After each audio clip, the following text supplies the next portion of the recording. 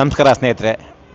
ಈಗ ಒಂದು ಇದು 2-3 ದಿನಗಳಿಂದ ಈ ಒಂದು ಜಾನುವಾರದ ಬಗ್ಗೆ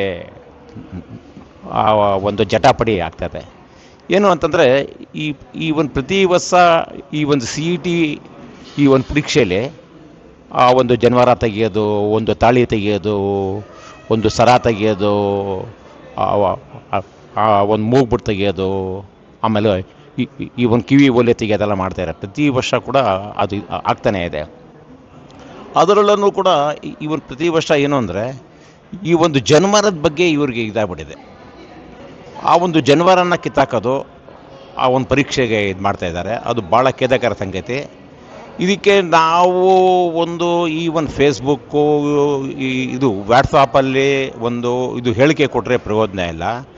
ಇದಕ್ಕೆ ಒಂದು ಪ್ರತಿಭಟನೆ ಮಾಡಬೇಕು. ಅದೇ ರೀತಿಯಾಗಿ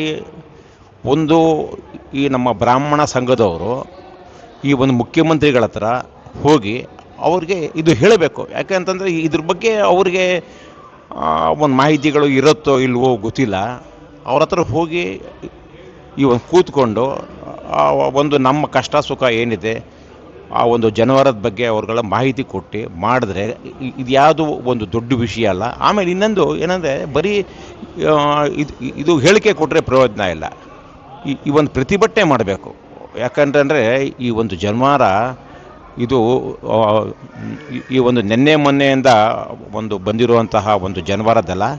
ಈ ಒಂದು ಜಾನುವಾರನ ಬ್ರಾಹ್ಮಣರು ಮಾತ್ರ ಇದು ಹಾಕೊಳ್ಳಲ್ಲ, ಸುಮಾರು ಜಾತಿ ಜನಾಂಗದವರೆಲ್ಲ ಈ ಒಂದು ಇದು ಮಾಡ್ತಾರೆ, ಇದು ಹಾಕತ್ತಾರೆ. ಅದರಿಂದ ಇದು ಯಾರು ಜಾನುವಾರುಗಳು ಹಾಕತ್ತಾರೋ ಅವರೆಲ್ಲ ಸೇರಿಕೊಂಡು ಈ ಒಂದು CETಯ ಈ ಒಂದು ಬೋರ್ಡಲ್ಲೇ ಬಗ್ಗೆನೋ ಇಲ್ಲ ಸರ್ಕಾರದ ಬಗ್ಗೆನೋ ಈ ಒಂದು ದೊಡ್ಡ ರೀತಿಯಾದ ಈ ಒಂದು ಪ್ರತಿಭಟನೆ ಮಾಡಬೇಕು. ಸುಮ್ಮನೆ ನಾವು ಎಲ್ಲೋ ಕೂತ್ಕೊಂಡು ಈ ಒಂದು ಪತ್ರಿಕಾಗೋಷ್ಠಿ ಮಾಡಿ ಈ ಒಂದು ಸ್ಟೇಟ್ಮೆಂಟ್ ಕೊಟ್ಟರೆ ಪ್ರಯೋಜನ ಇಲ್ಲ.